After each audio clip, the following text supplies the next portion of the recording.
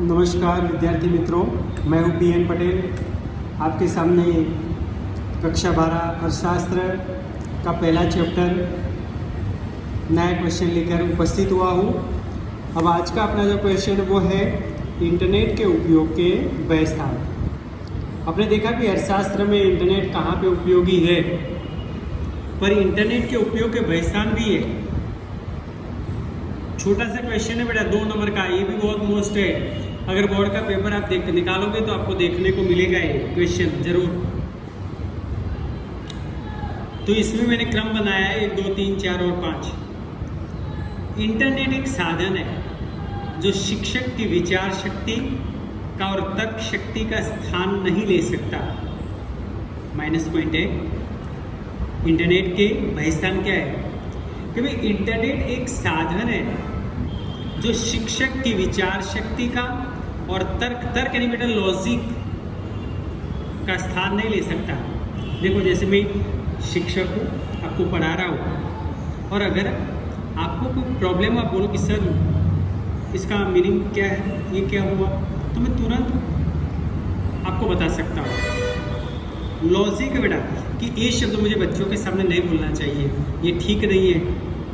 ये सब चीज़ें शिक्षक में होती है बेटा, इंटरनेट में नहीं होती है। इंटरनेट में तो आपने चालू कर दिया, जैसे कोई बच्चा है उसको आपने मोबाइल दे दिया, अब यूट्यूब पर कोई वीडियो उसने स्टार्ट कर दिया, वो देखेगा नहीं कि बच्चा देख रहा है कि बूढ़ा देख रहा है कि जवान देख रहा है, वो तो चालू करेगा तो आ ही जाएगा।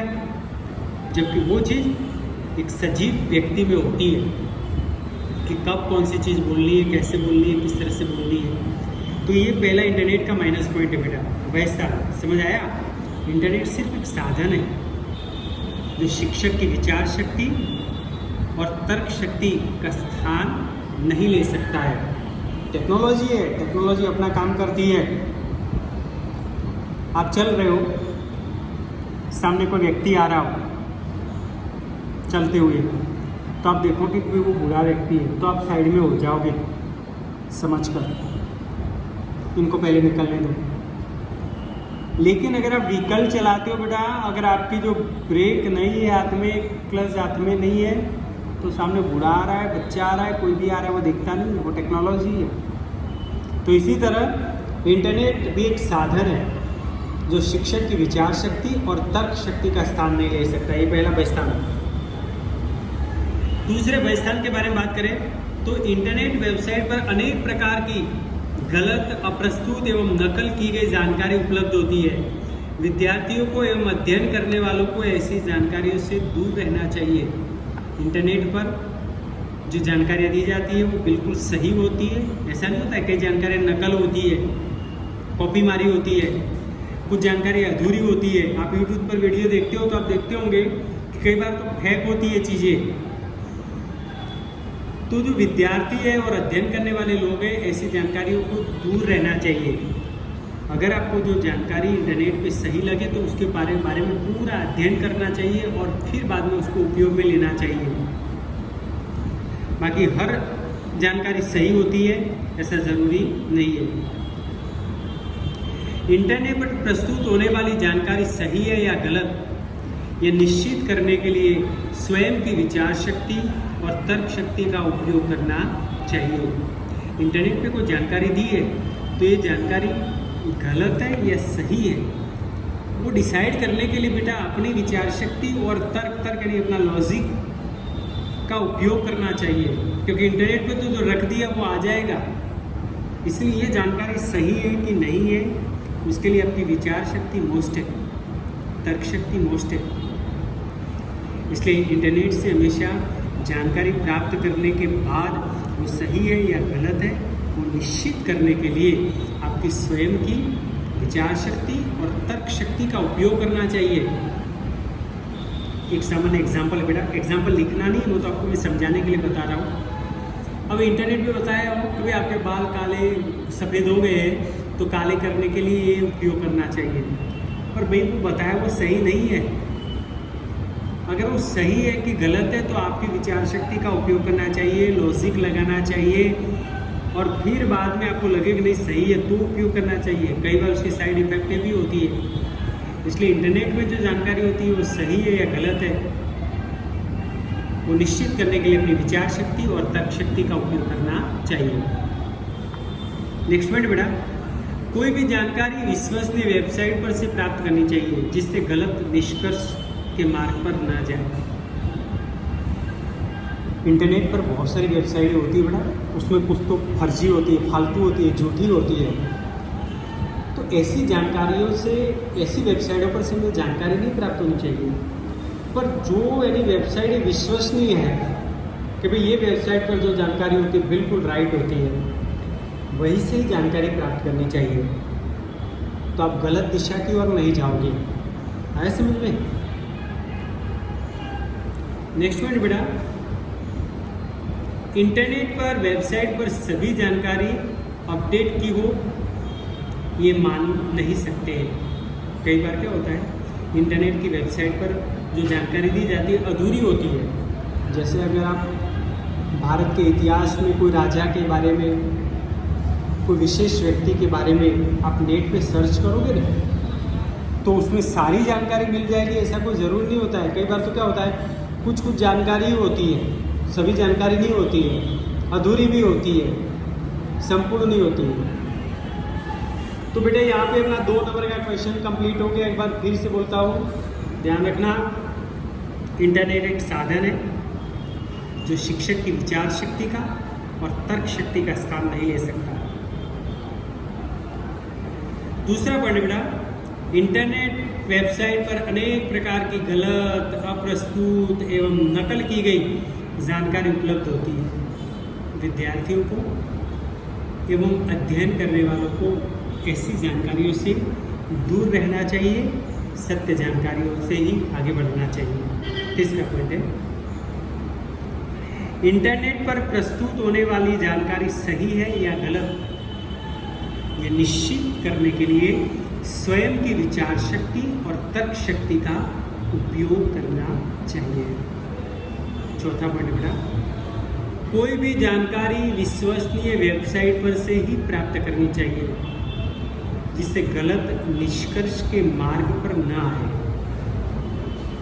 फालतू वेबसाइट पर उससे जानकारी प्राप्त नहीं करनी चाहिए। जो मान्य है, जो विश्वसनीय है, वही से ही जानकारी प्राप्त करनी चाहिए, वरना अपना जो निष्कर्ष है वो गलत दिशा की ओर जाएगा, गलत मार्ग पे जाएगा। निष्कर्ष का मीनिंग तो समझें बेटा।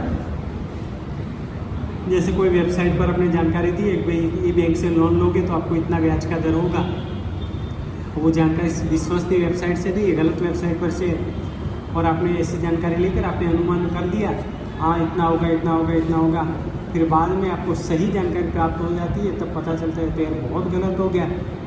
इसलिए गलत जानकारी से वेबसाइट निकाल दो, जानकारी निकाल के निष्कर्ष निकाल दो तो आपको गलत रास्ते की ओर ले जाता है। तो बेटा यहाँ पर 2 नंबर का क्वेश्चन खत्म हो चुका है। अब आपके सामने मैं दूसरा एक नया 2 नंबर का क्वेश्चन लेके उपस्थित हुआ हूँ। कंप्यूटर के उपयोग के बहिस्थान बताइए। तो कंप्यूटर के उपयोग के बहिस्थानों के बारे में बात करें तो आधुनिक समय, टेक्नोलॉजी का समय है। वर्तमान समय में प्रत्येक क्षेत्र में कंप्यूटर का उपयोग होता है, लेकिन उसके कुछ बहिस्थान भी है जो निम्नानुसार है। पहला बहिस्थान बेटा, कंप्यूटर एक यंत्र है जो अध्ययन की प्रक्रिया को सरल बनाने के लिए सहयोग करता है, लेकिन कंप्यूटर का उपयोग और अध्ययन के प्रतिस्थापन के रूप में नहीं हो सकता। देखो बेटा, कंप्यूटर एक यंत्र है जो हमें अध्ययन करने के लिए उपयोगी है, सपोर्ट करता है। जैसे कि अगर आकृति बनानी, आलेख बनाना हो या कोई टाइप करना हो तो आप कंप्यूटर का उपयोग कर सकते हैं, पर वो अध्ययन का प्रतिस्थापन नहीं है। प्रतिस्थापन 11th में शब्द आता था बेटा। प्रतिस्थापन का मतलब क्या होता है, कोई एक वस्तु का स्थान दूसरी वस्तु ले तो उसे प्रतिस्थापन कहते हैं। जैसे उदाहरण के तौर पे सिंग तेल और कपासिया तेल, अपने खाना बनाने के लिए, सब्जी बनाने के लिए कपासिया तेल का भी उपयोग कर सकते हो, सिंग तेल का भी उपयोग कर सकते हो। तो ये क्या हुआ, एक दूसरे के प्रतिस्थापन हुए। कपड़े हैं तो रेमंड का है पैंट शर्ट, एग्ज़ाम का पैंट शर्ट है तो एक दूसरे के प्रतिस्थापन हुए, या तो रेमंड पहनो या तो एग्ज़ाम पहनो। अब ब्रांड अलग अलग है पर है तो कपड़े ही। कंप्यूटर का अध्ययन करने के लिए उपयोगी बनता है, उसका प्रतिस्थापन नहीं बन सकता। खाली कंप्यूटर हो तो पढ़ाई हो जाएगी, ज़रूरी है। शिक्षक का होना भी ज़रूरी है। शिक्षक कंप्यूटर में पढ़ाएगा तब समझ में आएगा ना। आज मानो कि आपके पास मोबाइल है तो मोबाइल से पढ़ना शुरू हो जाएगा। भी मोबाइल में ऑनलाइन में कोई टीचर पढ़ाएगा या कोई वेबसाइट पे वीडियो रखा होगा, यूट्यूब पे वीडियो रखा होगा तो आपको जानकारी मिलेगी। वैसे अपने आप खाली मोबाइल खरीदने से थोड़ी पढ़ाई हो जाएगी। तो समझ में आया, कंप्यूटर एक यंत्र है जो अध्ययन प्रक्रिया को सरल बनता है, अध्ययन का स्थान ले सकता नहीं है। दूसरा पॉइंट है बेटा, कंप्यूटर के उपयोग से संबंधित संपूर्ण जानकारी न हो तो गलत आलेख एवं आकृति, गलत औसत जानकारी अपने को मुश्किल में रख सकती है। आपको कंप्यूटर चलाना नहीं आता हो बेटा और आप कंप्यूटर पे आलेख और आकृति बनाने के लिए बैठ जाओ या कोई औसत निकालना हो, परसेंटेज निकालना हो, नहीं आ रहा हो बराबर, तो आप मुश्किल में आ सकते हो। आपने जो भी लिखा किया वो सब गलत हो गया, क्या मतलब उसका? इसलिए कंप्यूटर चलाने के लिए अपने पास जानकारी भी होना ज़रूरी है, वरना आलेख, आकृति, औसत, टोटल सब गलत हो जाएगा। नेक्स्ट पॉइंट बेटा, कई बार कंप्यूटर में सामग्री गलत जगह पर रखी हो, सेव किया हो तो वह डिलीट भी हो सकता है। जैसे अपने कंप्यूटर में कोई जानकारी है वो सेव करके रखी पर गलत जगह पे रखी हो और आपको मालूम ना हो और आपने डिलीट कर दी तो वो सारी जानकारी गायब। किताब में ऐसा नहीं हो सकता बेटा। किताब है, आपने किताब बुक कबाड़ में अच्छी तरह से रख दी अलमारी में, अब इसमें डिलीट होने का कोई भय नहीं है बेटा। लेकिन कंप्यूटर में तो आपने क्या है, कोई जानकारी है वो आपने सेव करके रखी और कोई दूसरे व्यक्ति ने कंप्यूटर का उपयोग कर दिया, उसको डिलीट कर दिया, गलत उपयोग किया तो जानकारी डिलीट भी हो सकती है। तो बेटा यहाँ पर एक क्वेश्चन पूरा हो चुका है। क्वेश्चन को एक बार मैं फिर से बोलता हूँ, कंप्यूटर के उपयोग के पहचान बताइए। ये भी मेरा बोर्ड में बहुत बार पूछा है 2 मार्क्स में। कंप्यूटर एक यंत्र है, अध्ययन प्रक्रिया को सरल बनाता है लेकिन अध्ययन का स्थान नहीं ले सकता। दूसरा उसका माइनस पॉइंट बेटा कि कंप्यूटर में नॉलेज ना हो, कंप्यूटर से उपयोग संबंधी संपूर्ण जानकारी ना हो तो आपका आलेख और आकृति गलत बन सकती है और औसत जानकारी भी मुश्किल गलत मिल सकती है, जिससे आप मुश्किल में आ सकते हो। कंप्यूटर में अगर गलत जगह पे सामग्री आपने सेव करके रखी हो तो डिलीट होने का भी भय रहता है। धन्यवाद बेटा, क्वेश्चन यहाँ पे पूरा हो चुका है। अब नया क्वेश्चन लेकर फिर से आपके सामने उपस्थित हो जाऊँगा।